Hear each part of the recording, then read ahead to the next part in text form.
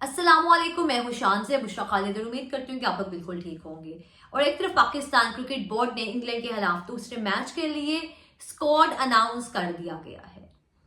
और उस स्क्वाड के बाद जिस तरह से अफरा तफरी मच गई है, ना के फैंस के दरमियान के फैंस जो हैं आके बात कर रहे हैं, सहाफ़ी आके बात कर रहे हैं, हर कोई अपना प्रोपोगेंडा चला रहा है, लेकिन वहां पे ही प्लेयर्स भी दूसरे प्लेयर्स के हक में बोल पड़े हैं। और अब ये प्लेयर्स बताएंगे कि कौन से प्लेयर को टीम में होना चाहिए, कौन से प्लेयर को नहीं होना चाहिए। अगर आपको आपस में ही इतना इत्तेफाक है, इतना सलूक है, मोहब्बत है, तो यहां तक रिजल्ट आते ही ना। जो आज सब कुछ हो रहा है, टीम में ग्रुपिंग हुई, जो भी मसले मसाइल हुए, तो आज तक ये नौबत ही ना आती अगर आप आपस में ही एक दूसरे के साथ लॉयल थे, सिंसियर थे। पहले आमिर यमीन की जानिब से 2 दिन पहले ट्वीट आई है, जब हर कोई कह रहे थे कि बाबर को ड्रॉप करें आप बाकी दोनों मैचेस में।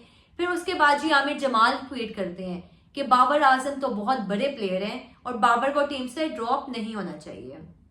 और उसके बाद स्क्वाड अनाउंस होने के बाद तकरीबन 5-6 मिनट के बाद फखर जमान ट्वीट करते हैं कि बाबर आजम जो है आपके मेन प्लेयर हैं और आप इस तरह के प्लेयर्स को इस तरह से मतलब आप उनका कॉन्फिडेंस लूज नहीं कर सकते, आप उनका मोराल डाउन नहीं कर सकते आप स्क्वाड से बाहर करने के बाद। और उन्होंने विराट कोहली के साथ भी कंपेयर किया, कंपेयर खैर नहीं किया, लेकिन उनका ये कहना था कि विराट का जब बैड पैच था, जब बुरा टाइम था, तो उनकी ये एवरेज थी, इस साल में विराट का बैड पैच था और उनकी टीम ने उनको बाहर नहीं किया, लेकिन वो चलते रहे। वहां पे अगर आप बाबर आजम को देखते तो आपने बाबर को बाहर कर दिया। बाबर की 18 इनिंग्स हो गई हैं और उसमें बाबर की एक 50 भी नहीं है, और उसके बाद आप एक्सपेक्ट करें कि आप इस प्लेयर को अपने साथ लेकर चलेंगे। आपका मेन प्लेयर, आप उसको बाहर नहीं कर सकते। और हर एक के वो फेवरेट है, हर कोई उनको देखना चाहता है। जब वो आते हैं ग्राउंड में, क्रीज पे मौजूद होते हैं, तो हर आंख उनको खेलते हुए देखना चाहती है।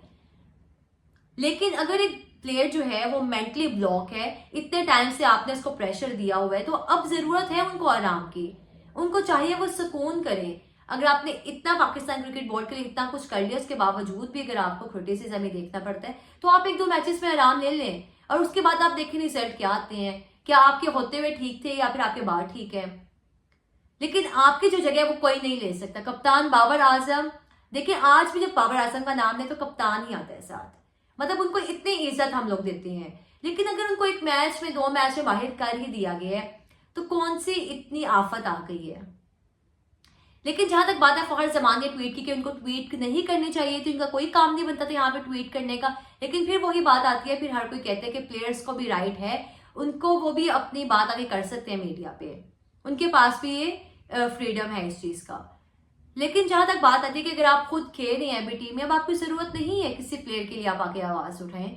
और बाकी वहीं आमिर जमीन को देख लें, एक ट्वीट की साथ एक ट्वीट कर दी कुछ टाइम बाद, जहाँ पे बाबर की तस्वीर भी लगा दी उन्होंने।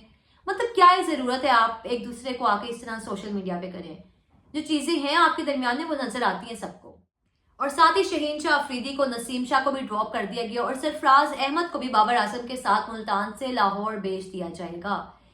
और बाकी अगर स्क्वाड की बात कर लें कि बहुत से प्लेयर्स जो है उनको चांस मिला है और बहुत खुशी की बात है कि डोमेस्टिक प्लेयर्स के जो है आपने इज्जत दी है। और जहां तक सिलेक्शन कमेटी की बात है, जो सिलेक्शन कमेटी थी आपने बनाई है, जिसमें अजहर अली हैं, आकिब जवेद हैं, अलीम डार हैं, असद शफीक है, हसन चीमा है। और आकिब जवेद आए हैं और अजहर अली आए हैं, मुझे लगता है शायद इन 2 लोगों की ऐसे जो चीज़ें हैं बहुत बेहतर हो सकती हैं। बहुत से चांसेस हैं अगर ये जो अपना काम है इनको करने दिया जाए, खुदा राम। और जो प्लेयर्स हैं बहुत खुश भी हैं, ट्वीट्स आ रही हैं इनकी जानिब से अल्हम्दुलिल्लाह, और इनको देख के अच्छा भी लग रहा है कि आप अगर इतने टाइम से डोमेस्टिक में आके खुद को ख्वार कर रहे हैं तो आपको भी मौका मिलना चाहिए था, लेकिन आपको नहीं मिला था, आपके साथ इंसाफ नहीं हो रहा था। तो फिर आपके जो मेन प्लेयर्स हैं उनके लिए प्रॉब्लम, मतलब बहुत सी चीजें आप सिचुएशन के मुताबिक चीजों को लेकर चले तो बहुत बेहतर है। अब बाबर को खुद भी देखना चाहिए था कि हमें बाबर को आराम की जरूरत थी इस सीरीज में, तो आप खुद मांग लेते।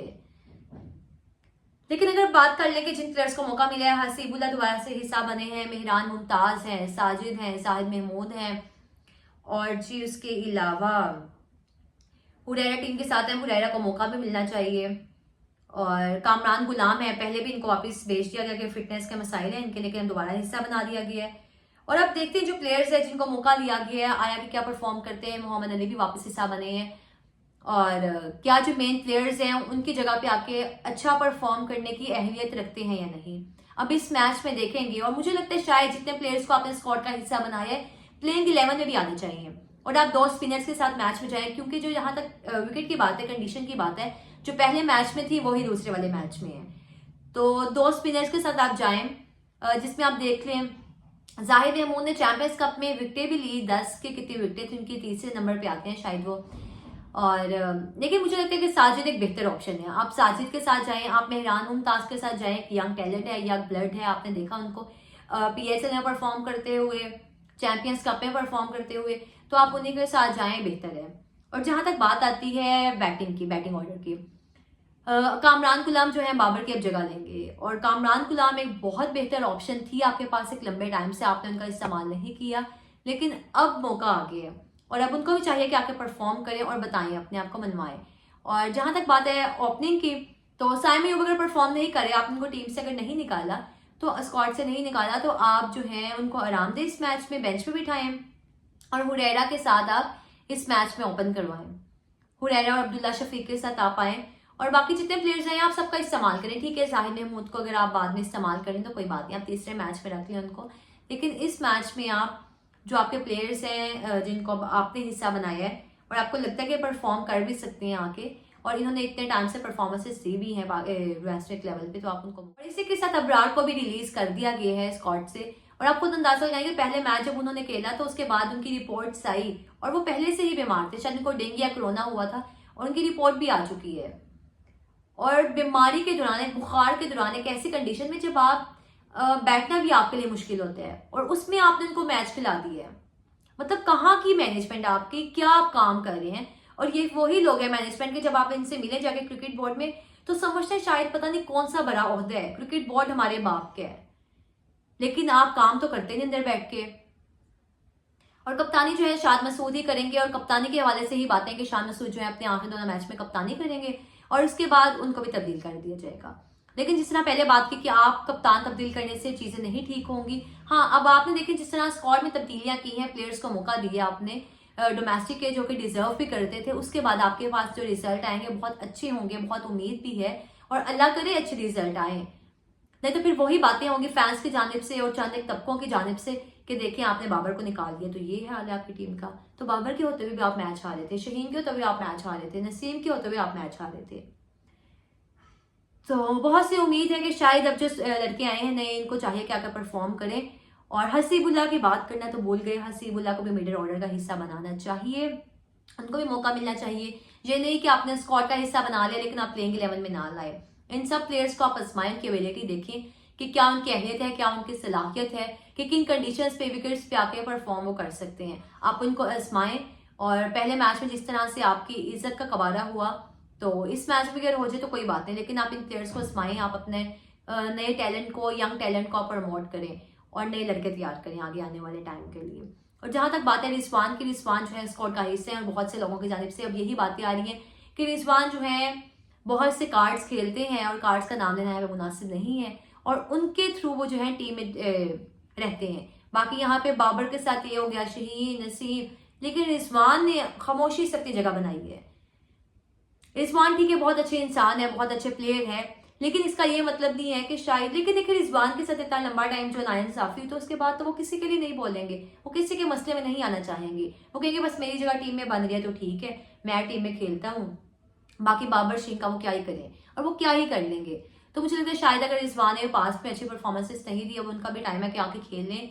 और फैंस को, पाकिस्तानी लोगों को, अवाम को, प्लेयर्स को चाहिए कि जरा तहम्मुल से काम ले। अगर अजहर अली ने कोई फैसला लिया है, और अजहर जो है हमेशा से बाबर के हक में बोलते हैं और बोलते आए हैं, अगर उन्होंने ये देखा है, उन्होंने खुद भी क्रिकेट खेले, उनको इस चीज़ का अंदाज है कि एक प्लेयर को सुकून चाहिए, एक प्लेयर को कुछ टाइम के लिए आराम चाहिए, मेंटली तौर पर उसको आराम चाहिए, तो उन्होंने आगे फैसला ले लिया। वरना तो बाबर के हक में हमेशा बात करते हैं अजहर, और बाबर और अजहर अली जो है बहुत अच्छे दोस्त भी हैं, तो मुझे लगता है शायद वो उनके लिए कुछ गलत नहीं करेंगे। तो आप उनको काम अपना करने दें और आप सुकून से देखें। पहले कौन से आपके हाथ में यहाँ पे ट्रॉफीज थी जो कि बाबर को बाहर निकालने से आप लोग कह रहे हैं कि आपने उधर मचा दी है। तो उम्मीद करते हैं कि जो है आगे अगला मैच जो है अच्छा होगा, पाकिस्तानी जो नए प्लेयर्स आए हैं डोमेस्टिक के, वो अच्छा परफॉर्म करें और मैच जीत के दें, और फिर उसके बाद जो लोग बातें करें तो उनके मुंह बंद हो जाएंगे। और इसी के साथ मुझे भी आज की इस वीडियो से इजाज़त दीजिए। अपना बहुत सारा ख्याल रखिएगा। अल्लाह हाफिज़।